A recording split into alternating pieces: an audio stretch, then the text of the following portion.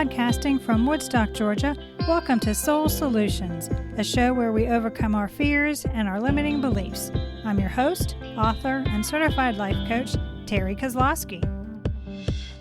Hello, warriors. Are you looking to live your life with less fear? Fear is a learned behavior, so the good news is it can be unlearned. I have a blueprint for you to use to overcome your fears and limiting beliefs so you can live the life you deserve. Check out my free mini ebook, The Blueprint to Overcoming Fear. The link is in the show notes. Don't allow the ego to use your fears to stop you from speaking boldly. Now let's start this week's episode. Episode 141. To overcome fear, you need to speak boldly, but with kindness. Whether in a one-on-one setting or a presentation, I'm working on speaking boldly. In the past, I frequently softened my statements to appease others. I'm not alone either. Many of the clients I work with worry about being bold. As a result, their message is so watered down that it does not influence their listeners. It's time for everyone to develop a daring mindset to speak boldly. Being courageous is not a quality you can pull out of your hat when you're trying to connect with those you are trying to communicate with. You need to adopt a bold mentality in your daily life. Otherwise, you won't have the courage to speak boldly. Writing my memoir, Raven Transcending Fear, has proven to be a very effective tool for encouraging my boldness. Because of my trepidation, it took years before I ever began to write. But now that the book is out in the world, I feel more confident. What are the obstacles to effective communication?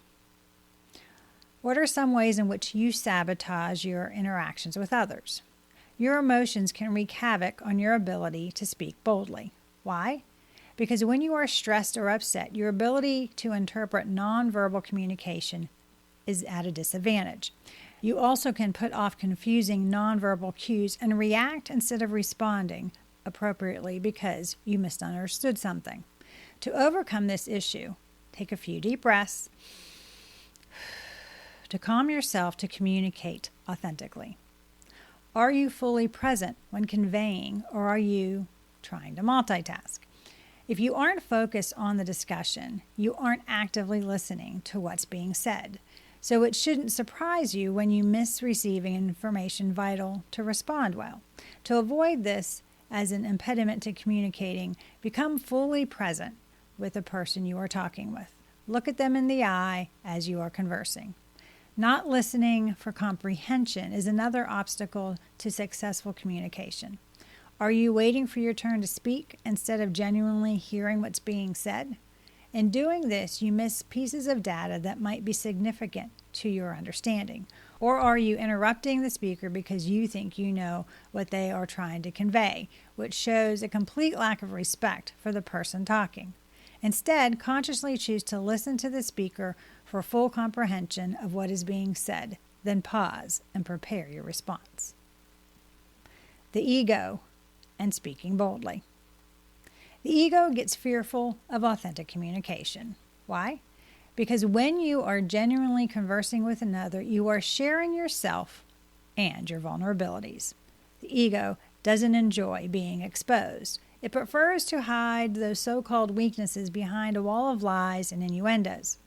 The ego thinks that a little white lie is harmless, but it's not. Allowing the ego to pretend or withhold only makes communication more problematic and harms your relationships. You need to express yourself without encroaching on others. Being able to convey anger or other negative feelings respectfully is imperative to dealing with others. Seek honest feedback to test how effective you are at communicating with others. Then heed the information. Accept the compliments and the criticism in ways that support you to learn from the experience. Openly receive feedback helps you flourish in life. Asking for support when you need it shows others you know your skill set and are unafraid to ask for help. Habits to speak boldly. Someone requested suggestions on how to speak confidently, particularly when feeling uncomfortable or intimidated. This got me thinking about how I developed from being an anxious introvert who was easily frightened to where I feel calm, collected, and sometimes even joyous while speaking to an audience, to having my podcast and YouTube channel, Soul Solutions. Here are some habits you can add to your life to help you adopt a courageous attitude in how you communicate with others. Number 1, exude confidence. Stand tall. Heads up, look forward, shoulders back. If you're standing, place your feet firmly on the ground with your legs fully extended. The same is true if you're sitting. Create a posture that conveys you're attentive, focused, and respectful. Walk confidently and with a smile. Even if you don't feel confident, keeping an assertive demeanor will make you feel as though you're capable and prepared for the exchange. Others will believe it too. Number 2, speaking boldly builds respectability.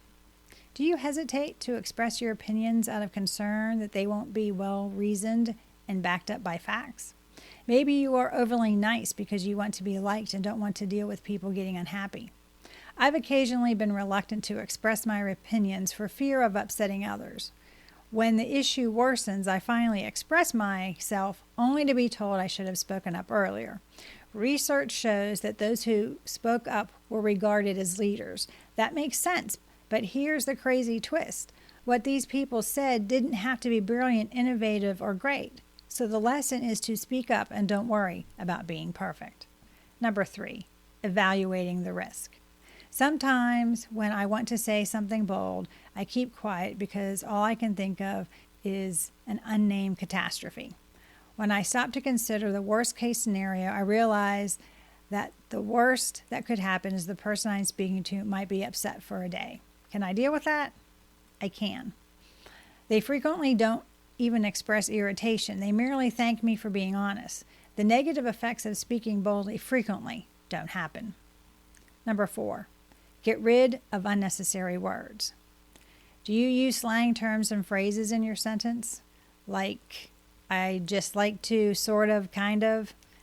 They weaken the impact and importance of your ideas. You might not be aware that you're doing this. To get feedback, either record yourself and listen to the recording or ask a member of your trusted tribe to critique you. Speak boldly instead of being timid. You'll promote your views, make a point, and advance your endeavor. Number 5, stop the nervous chatter. You've stated something significant, but are afraid about sticking up for yourself. This can be especially true when the other person doesn't answer right away or is staring you down. It's easy to betray your insecurities through self-criticism, apologies, backing down, or giving alternatives. Don't do it. When you stand on what you've said, it will help you gain the respect of others. If this is hard, you can count backward from 20 in your head to allow the silence to sit there.